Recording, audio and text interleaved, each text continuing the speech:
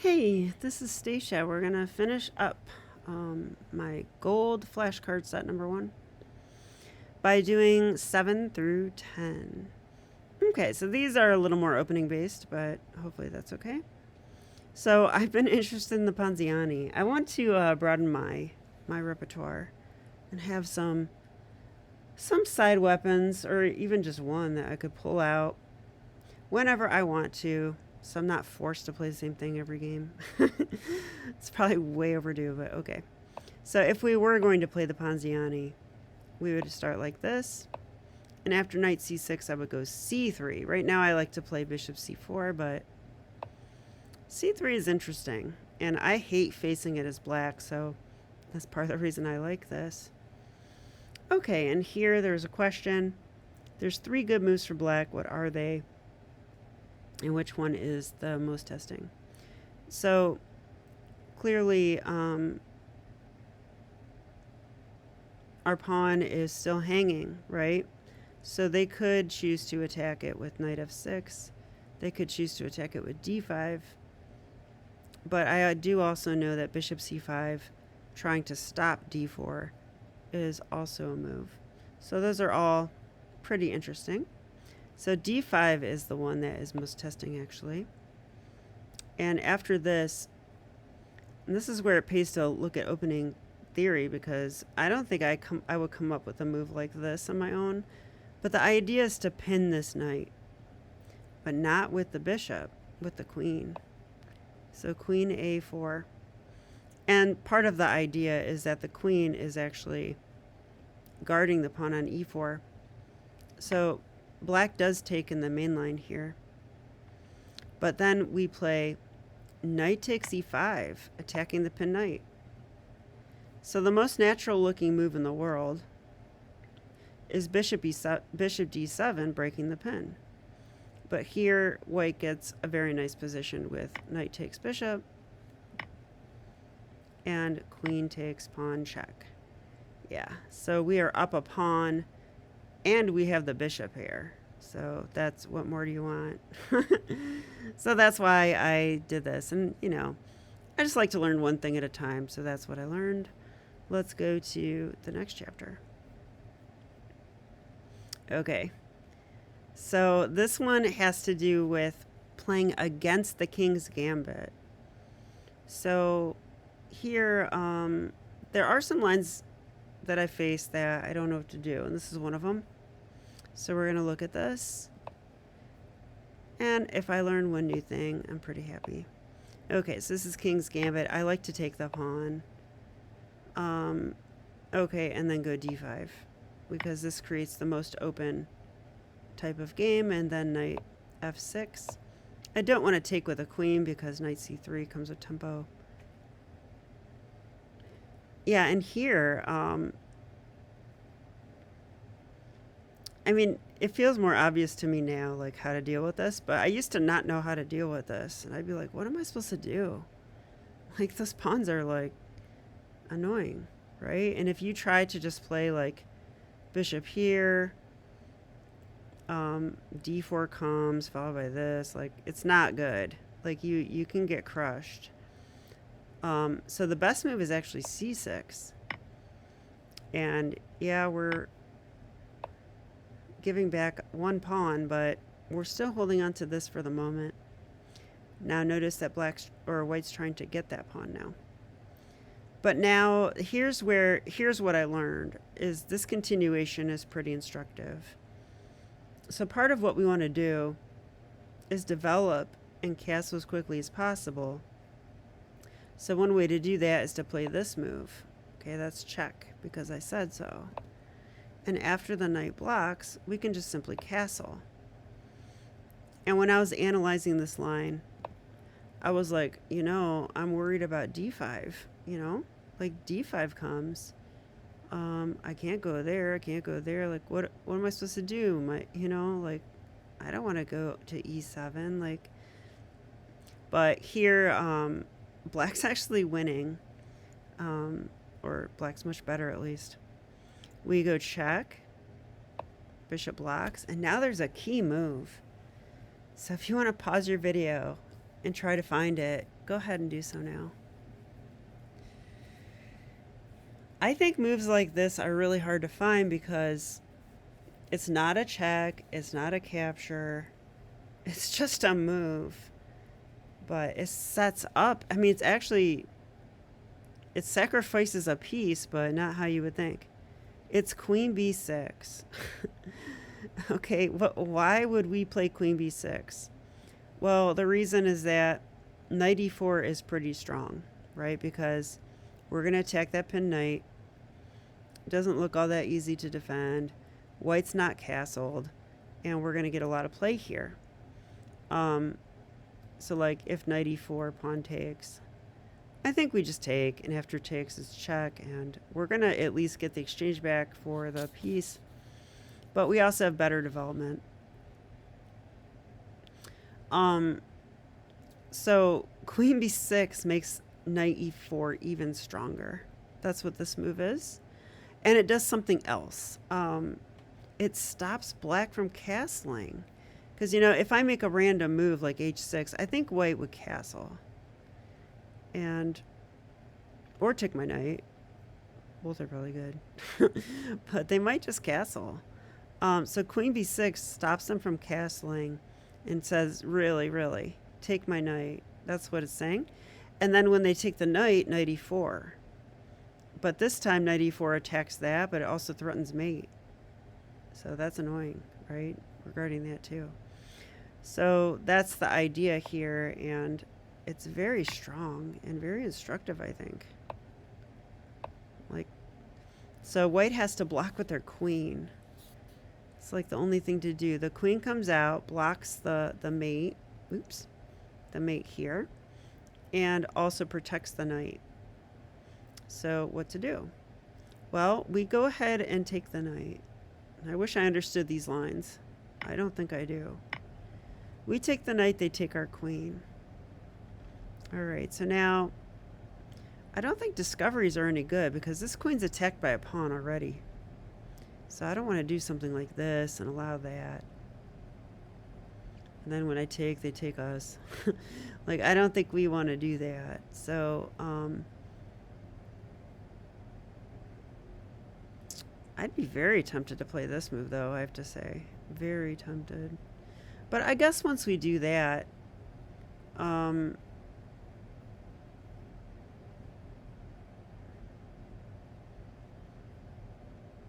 the problem is our knight's under attack, right? And if we move the knight, we lose the rook. So I think that's why we can't play that move.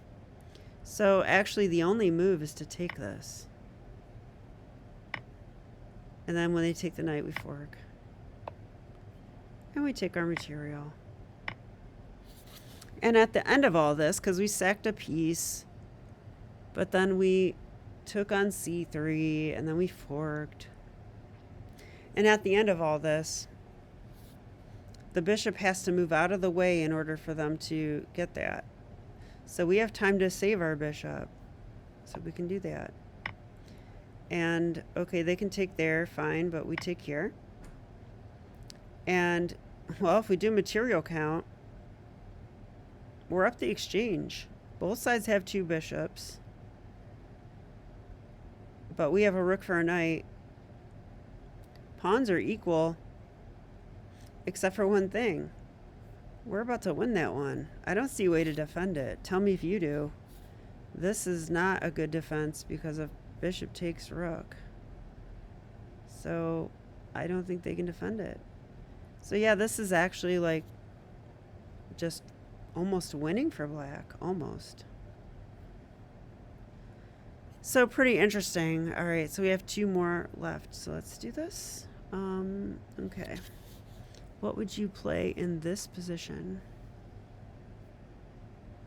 Oh, sorry, it wasn't in the starting position. So what is a new move we can play here? Okay, so not so relevant for you guys, right? Now, if you recognize this position, which I'm sure you do, this comes out of the pan of attack, like one of the main lines, a sharp line, actually, that Max Uwe would play, and I think Fischer played. And the move that Fischer played was just queen takes knight. And you know, black can take there, we take back, and it's an interesting position where, despite there not being a lot of pieces, yeah,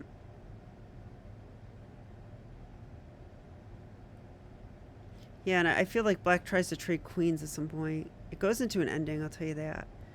But despite like the very damaged pawn structure, let's say demolished pawn structure, white has sufficient activity to make things uncomfortable for black, and black's it's really hard for black to untangle.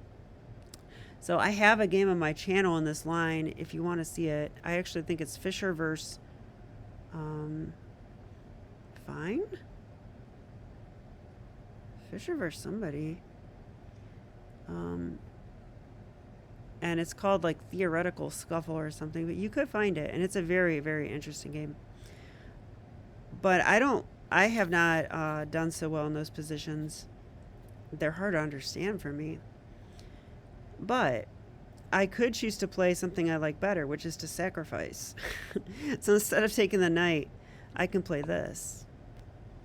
Okay, now black can save their knight. They can bring their knight in. Because actually this check was like an intermezzo to bring the black king out, and then you're supposed to take the knight. But yeah, I learned about this called Grishik's sacrifice. And after knight to d6, we take here. They take back, and we just castle. And it's a very similar type thing as before, except now we're like officially down material, not just, we didn't just sacrifice pawn structure. This is more like a real sacrifice. But we get to keep our queen on the board and harass this king and cause issues. And there's good winning chances here, but there's good losing chances too. So this is the kind of position I like. So that's why I made a flashcard of it. So now I'm definitely familiar with it. I'll study it more at some point. Oh, it says, what would I play here? I thought check is probably the move, or do I take the pawn? Yeah, we take the pawn. Okay, and I just put these moves in today. They're not even supposed to be in here. I think it's like queen h5. No, it's, oh, maybe check now. Then queen h5. Because after rook there, we just go rook d1. Yeah, and this is scary because now I am threatening check. So, okay, anyway, that, I mean, I could study that for an hour, that position alone. Okay, last one.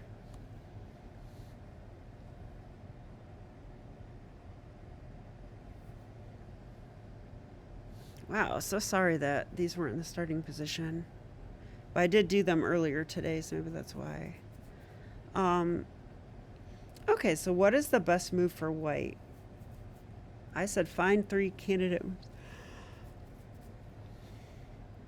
Okay, I just want to find the best move because I'm getting tired, but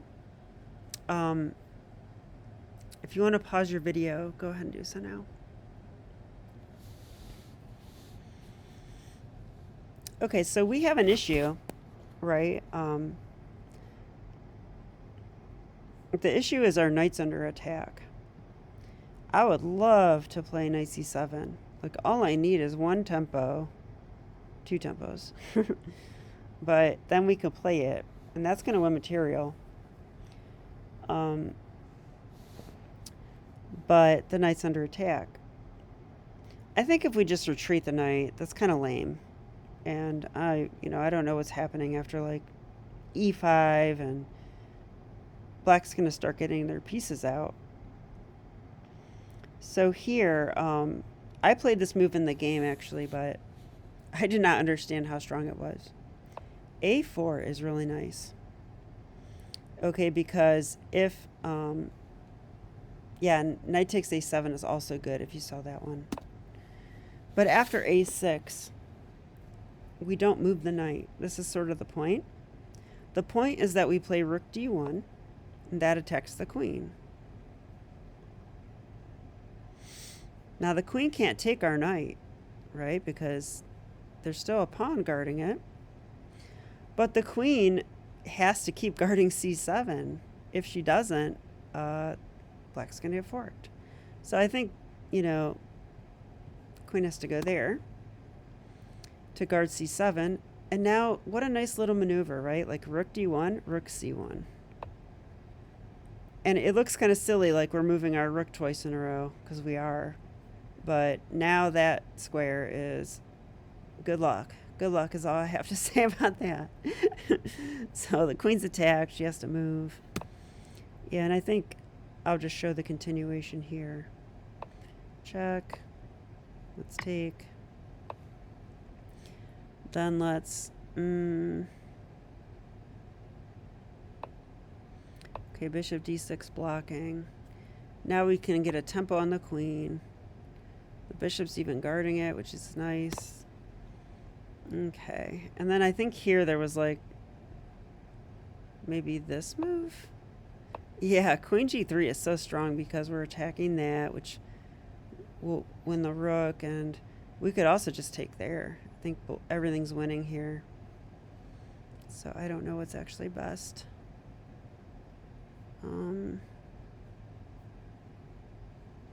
Couldn't be this, could it? It is that. Wow. Oh, probably because we're threatening rook takes check, and then we win the queen. Okay, so pretty cool stuff. I hope that you guys enjoyed this set of flashcards. I thought it was pretty instructive for me, and I'll be doing, well, maybe more of these in the future. So